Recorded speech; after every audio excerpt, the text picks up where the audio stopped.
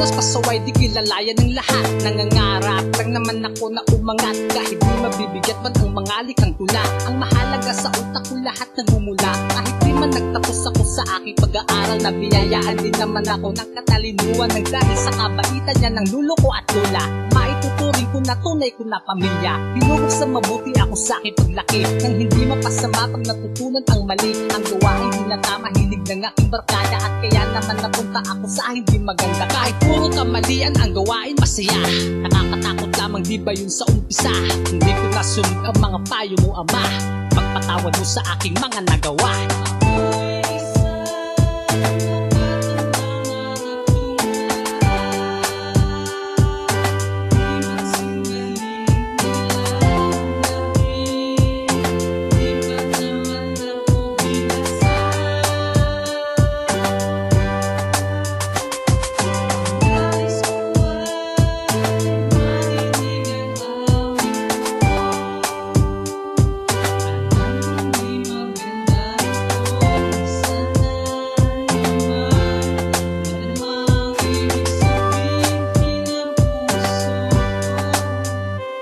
Napapadalas ng papainom at malasing, madaling araw na ako sa bahay dumarating. Ang mga di ko nagagawa sa buhay ko noon ay nagagawa ko sa pagbabago ng panahon. Di naman ako yung batang maiyakin pa nung una, simpleng awayan lamang ako'y takot na. Mga matay may luwa, sobrang kinakabahan, sa di maipaliwanag ko itong dahilan. Mga nakaraan na pinakaayo kong balikan, sa aming bahay ang napakadalas pag-awayan. May ilaw na tahanan, bakit napakadilim?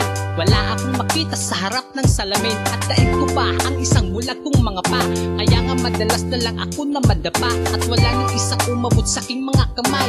Kaya nga napakahirap pag isang maglakay, kahit di makatayo ay di ako umaayaw. Kung ang dulo hanggat hindi ko pa natatanaw, mahapdi ang mga mata at ang tingin malabo. Kahit di ko makita ay alam ko na malayo. Ilang taon pa ba ang dapat ko nabibilangin? Ilang tulog pa ba, ilang bisis pang panalangin? Nang makamtang ko naman minsan ang kaginhawaan, kahit mabuhay man na may takot sa kalangitan. Yung kabaitan di ko man lang pinakita, di pinadama sa tao na mahalaga. Sa buhay ko ang nabigay ng pagngiti sa akin, dahil sa iyo kaya ako ngayon ay masiyahin. Sa pagtanaw ko sa taas kahit di maliwanagan, ang pinakamadilim ko na nilalakaran. Pananalangin na lamang ang nagawang sandata, hindi naman ako mapabilang sa masama.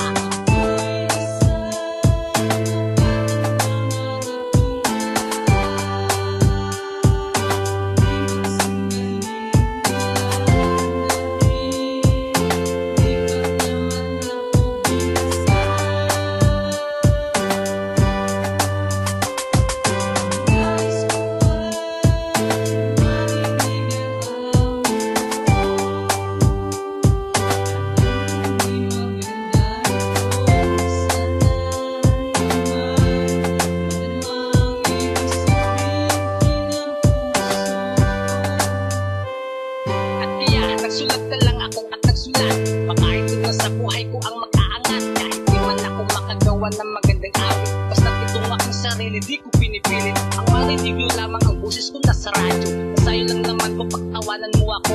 Dahil di ko naman sinasabi na ako mga ka, di naman para sa'yo ito, para sa kanila. At kaya nagsulat na lang ako at nagsulat, makaintod na sa buhay ko ang makaangat. Kahit di man ako makagawa ng magandang awit, basta itong aking sarili di ko pinipilit. Ang marinig mo lamang ang boses ko nasa radyo, sa'yo lang naman ko pagtawanan mo ako.